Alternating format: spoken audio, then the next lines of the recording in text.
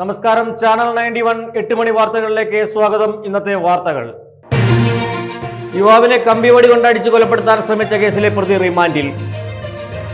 നവകേരള പദ്ധതിയുടെ ഭാഗമായി തൃപ്പൂണിത്തുറ നഗരസഭയുടെ ശുചിത്വ പ്രഖ്യാപനം ഇന്ന് നടക്കും. ആറാട്ടുപുഴ പൂരത്തിന് പൂരപ്പാടം ഒരുങ്ങുന്നു. AISF എറണാകുളം ജില്ലാ സമ്മേളനം സ്വാഗത സംഘ രൂപീകരണം നടന്നു. വർഷങ്ങൾക്ക് ശേഷം രക്തരക്ഷസ് നാടകം തൃപ്പൂണിത്തുറയിൽ. പുതുക്കാട് പോലീസ് സ്റ്റേഷൻ പരിധിയിൽ കല്ലൂരിൽ യുവാവിനെ കമ്പിവടി കൊണ്ട് ആക്രമിച്ച് കൊലപ്പെടുത്താൻ ശ്രമിച്ച കേസിൽ പ്രതിയായ കല്ലൂർ സ്വദേശി ജിതിൻലാലിനെ പോലീസ് അറസ്റ്റ് ചെയ്തു.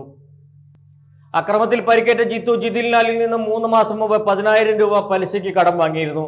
കടം വാങ്ങിയ തുക പെട്ടെന്ന് തിരികെ കൊടുത്തില്ലെങ്കിൽ കൊല്ലുമെന്ന് പറഞ്ഞ് ഫോണിലൂടെ ജിത്തുവിനെ ഭീഷണിപ്പെടുത്തുകയും കഴിഞ്ഞ രാത്രിയിൽ കമ്പിവടി കൊണ്ട് കാലിലും ഷോൾഡറിലും അടിച്ച് പരിക്കേൽപ്പിക്കുകയും തലയിലടിച്ച് കൊലപ്പെടുത്തുവാനും ശ്രമിച്ചു. സംഭവത്തിൽ പരിക്കേറ്റ ജിത്തു ഇപ്പോൾ ആശുപത്രിയിൽ ചികിത്സയിലാണ്. ചാലക്കുടി DYSP സുമേഷ് കെയുടെ നേതൃത്വത്തിൽ പ്രതിയെ അറസ്റ്റ് ചെയ്തു. പോലീസ് സംഘത്തിൽ Puthukkad SHO Sajikumar V, SI Krishnan, മറ്റുദ്യോഗസ്ഥരായ Aji VD, Sujith Kumar, Aneesh, Kishore എന്നിവരാണ് ഉണ്ടായിരുന്നത്. മാലിന്യമുക്തം നവകേരളം പദ്ധതിയുടെ ഭാഗമായി തൃപ്പൂണിത്തുറ നഗരസഭയുടെ ശുചിത്വ പ്രഖ്യാപനം മാർച്ച് 27 വൈകിട്ട് 4 മണിക്ക് ലായം കൂത്തമ്പലത്തിൽ നടക്കുന്ന ചടങ്ങിൽ വെച്ച് രജിസ്ട്രേഷൻ പുരാവസ്തു വകുപ്പ് മന്ത്രി കടന്നപ്പള്ളി രാമചന്ദ്രൻ നിർവഹിക്കും. ചടങ്ങിൽ K. ബാബു MLA അധ്യക്ഷത വഹിക്കും. ശുചിത്വ മാലിന്യ സംസ്കരണ പ്രവർത്തനങ്ങളിൽ മികവ് കാട്ടിയവരെ ചടങ്ങിൽ വെച്ച് MLA അഡ്വക്കേറ്റ് അനൂപ് ജേക്കബ് ആദരിക്കും. ഉറവിട മാലിന്യ സംസ്കരണവുമായി ബന്ധപ്പെട്ട് നഗരസഭയിലെ 49 വാർഡുകളിൽ പ്രവർത്തനങ്ങൾ നടന്നുവരികയാണെന്ന് chairperson Rama Santhosh, vice chairman KK Pradeep Kumar എന്നിവർ വാർത്താ സമ്മേളനത്തിൽ അറിയിച്ചു. നഗരസഭാ പ്രദേശത്തു നിന്നും സാനിറ്ററി നാപ്കിൻ, ഡയപ്പറുകൾ, ബയോമെഡിക്കൽ മാലിന്യങ്ങൾ എന്നിവ ശേഖരിച്ച് സംസ്കരിച്ചു വരികയാണ്.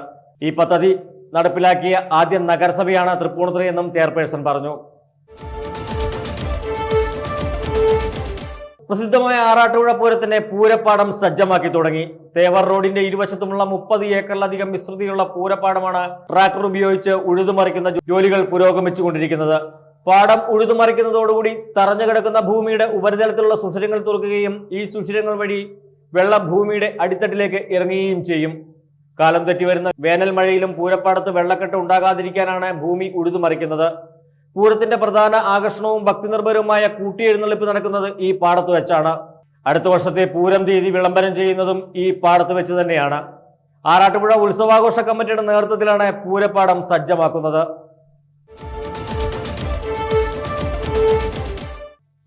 AISF എറണാകുളം ജില്ലാ സമ്മേളനത്തിന്റെ സ്വാഗത സംഘ രൂപീകരണ യോഗം കാക്കനാട് KC മാത്യു സ്മാരക ഹാളിൽ AIYF സംസ്ഥാന പ്രസിഡന്റ് N അരുൺ ഉദ്ഘാടനം ചെയ്തു. CPI തൃക്കാക്കര മണ്ഡലം സെക്രട്ടറി KK സന്തോഷ് ബാബു അധ്യക്ഷത വഹിച്ചു.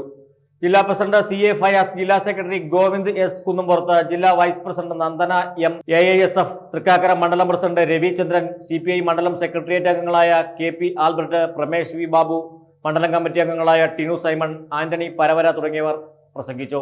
ഭാരവാഹികളായി KK സന്തോഷ് ബാബുവിനെ ചെയർമാനായും പ്രമേഷ് V ബാബുവിനെ കൺവീനറായും KP ആൽബർട്ടിനെ ട്രഷററായും തെരഞ്ഞെടുത്തു.